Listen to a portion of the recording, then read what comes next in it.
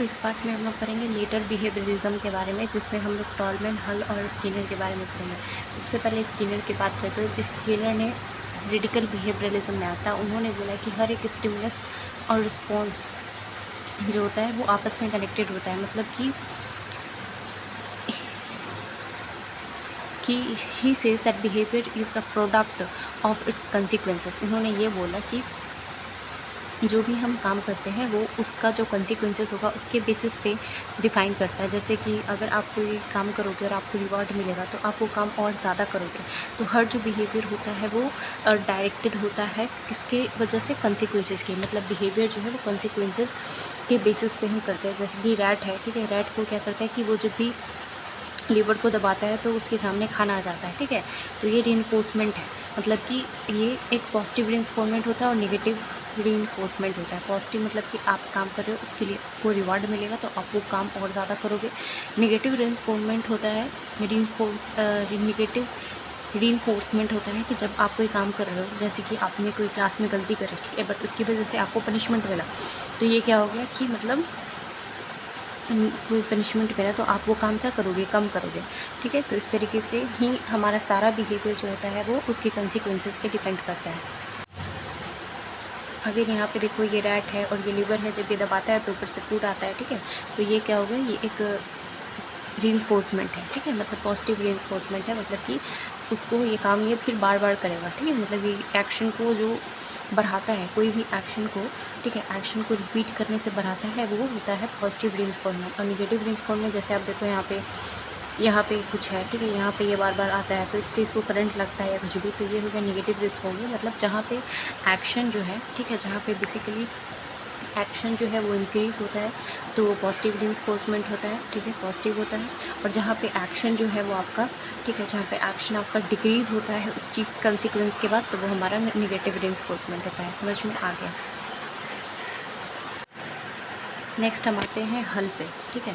हल, CL हल का क्या था, उन्होंने ड्राइव कंसेप्ट को बताया कि हमारे सारे जो रिस्पॉन्स होते हैं, स्टिमुलस और रिस्पॉन्स के बीच में ऑर्गेनिज्म आता है, मतलब ड्राइव आता है, ठीक है। मतलब कि अगर वो चूहा बार बार प्रेस कर रहा है लीवर को, इसका मतलब होता है कि हंगर क्या है, उसका ड्राइव है।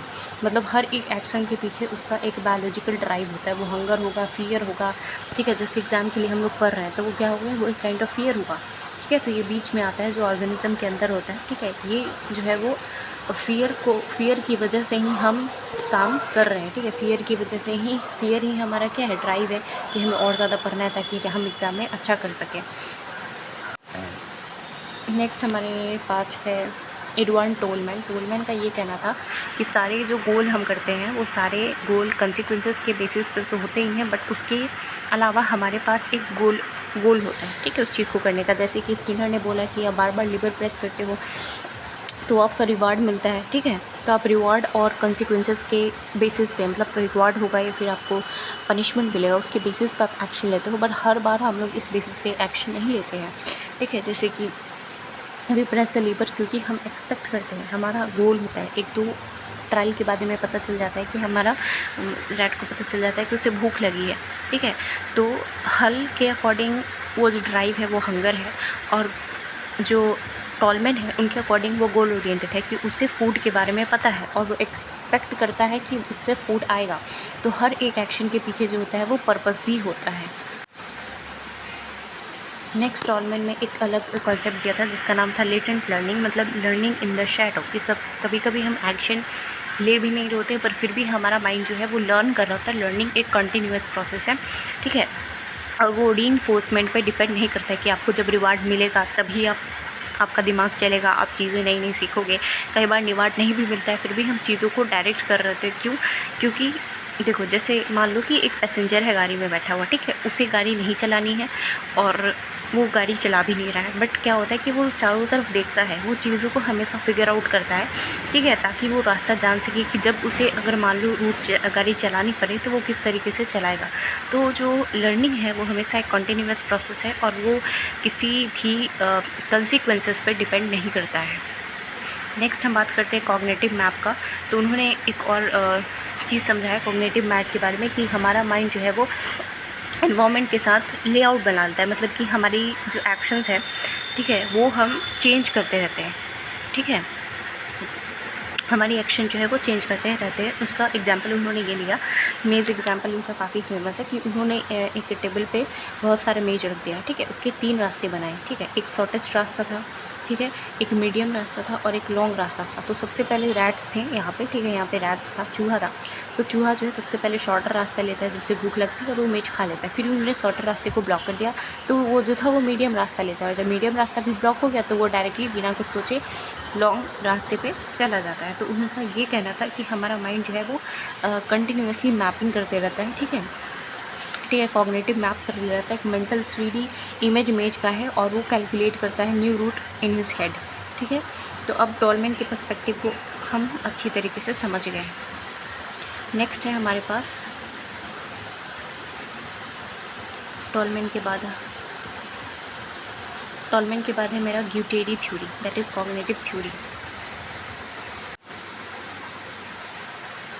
तो नेक्स्ट हम आते हैं ईयर ग्यूटेरी के बारे में, जिन्होंने कॉग्निटिव थ्योरी दिया। उन्होंने बोला वन ट्रायल लर्निंग के अकॉर्डिंग कि पहली बार जब हम कोई एक्शन पहली बार करते हैं तो हमारा माइंड जो है वो उसके रिगार्डिंग में, ठीक है, मतलब उसके आसपास की चीज़ों से एसोसिएशन बना लेता है, जिसके कारण हमें बार बार वो काम बिना सोचे समझे करने लगते हैं। जैसे कि किसी आदमी को आदत है कि वो कोट को जो है रूम में आके टांग देता है direct, first time in the room, new room. तो क्या होता है, वो उस चीज़ के साथ एसोसिएशन बना लेता है कि नेक्स्ट टाइम वो बिना सोचे समझे भी वो अचानक से वो एक्शन कर देता है। तो हमारा एक्शन जो है वो हमारी फर्स्ट टाइम एक्शन, मतलब हमारा रिफ्लेक्सेस जब एक्शन करते हैं तो बाकी जो हमारे इन्वायरमेंट है ना, इन्वायरमेंट के साथ क्या कर लेता है, एसोसिएशन बना लेता है। तो फिर जब हम सेम एसोसिएशन में उस इन्वायरमेंट के साथ आते हैं तो हम सेम एक्शन को क्या करते हैं, रिपीट करने लगते हैं।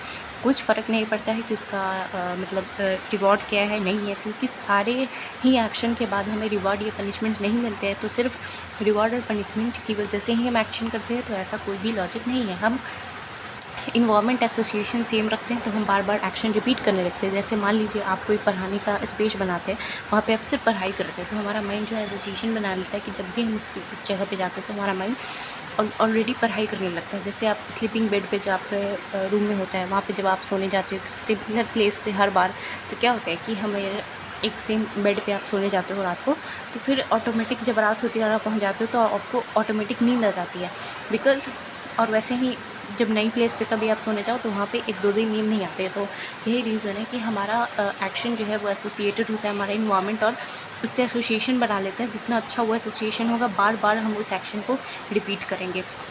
नेक्स्ट हमारे पास आते हैं एडवर्ड वेब के बारे में बात करते हैं। उन्होंने जी फैक्टर थ्योरी दिया। जी फैक्टर थ्योरी मतलब कि पर्सनालिटी और इंटेलिजेंस के लेंस से उन्होंने चीज़ों को देखा।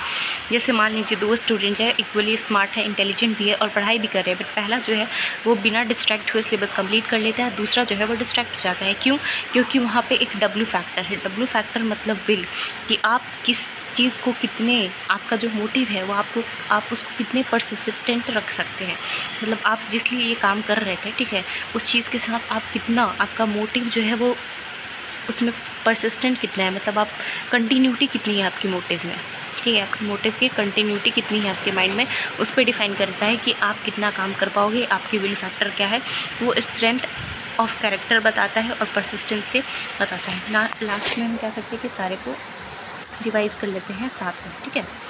तो सबसे पहले है ग्यूटेरी, जिन्होंने बोला कि जस्ट इट वन, तो SR बॉन्ड जो है वो इंस्टेंट बन जाता है। मतलब कि आपका माइंड इन्वायरमेंट के साथ क्या बना लेता है, इन्वायरमेंट के साथ एसोसिएशन बना लेता है, तो वो एक्शन तो क्या करता है, रिपीट करता है, ठीक है, एक्शन को क्या करता है, बार बार रिपीट करता है। नेक्स्ट वेब का है, वेब्स का डब्ल्यू फैक्टर है। उन्होंने बोला कि आप अपने परसिस्टेंट, आपका जो मोटिव है किसी चीज़ को करने का, आप उस थॉट के साथ कितने ज़्यादा परसिस्टेंट हो, ये डिफाइन करेगा कि आप उस एक्शन को कितने अच्छे से कर सकते हो और कितना फास्ट कर सकते हो।